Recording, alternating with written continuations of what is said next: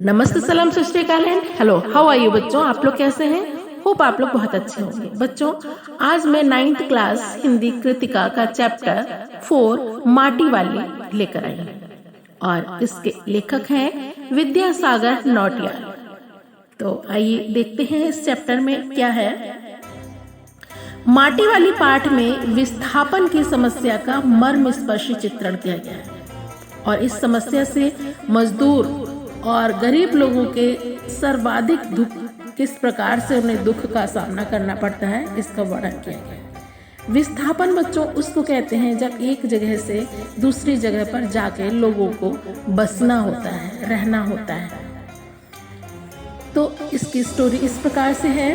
टिहरी शहर में एक बूढ़ी स्त्री थी जिसे लोग माटी वाली कहते थे। वो घर घर लाल मिट्टी पहुंचाने का कार्य करती थी। इस मिट्टी से घरों में चूल्हा चौका लिपने का काम किया जाता था। उसकी जरूरत हर घर में थी। माटी वाली घर से दूर जाकर माटा खान में मिट्टी खोदती, उसे कंटर में भरती और शहर में ये मिट्टी घर घर बांटती थी। यही उसकी आजीविका का साधन था। घर घर में मिट्टी पहुंचाने के कारण उसे माटी वाली कहा जाता था। वो हंसमुख थी, इसलिए लोग भी उससे खुश रहते थे। माटी वाली का पति बूढ़ा और अशक्त था। वो चल फिर नहीं सकता था, इतना बीमार था, बहुत बीमार रहता था। माटी वाली जिन घरों में मिट्टी देती थी, उन घरों की महिलाएं उसकी हालत देखकर उसे 1-2 रोटी और कभी कभार चाय दे दिया करती थी। उनमें से 1-2 रोटियां वो अपने पति के लिए बचा कर ले जाती। एक दिन माटी वाली को किसी घर में 2 रोटियां और साग के नांग पर पीतल के बड़े गिलास में चाय मिली।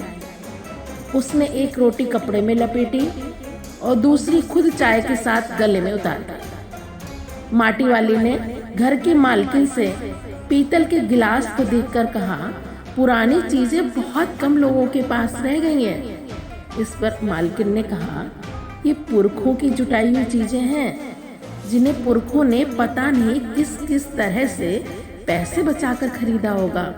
अब लोग इसकी कद्र नहीं करते हैं। और इधर टिहरी में कुछ समय से चर्चा थी कि सरकार शहर को खाली कराना चाहती है। लोग शहर छोड़कर जाने की तैयारी में हैं क्योंकि वहां बांध बनने जा रहे हैं। माटी वाली की समस्या ये है कि इस उम्र में शहर छोड़कर जाएगी कहाँ।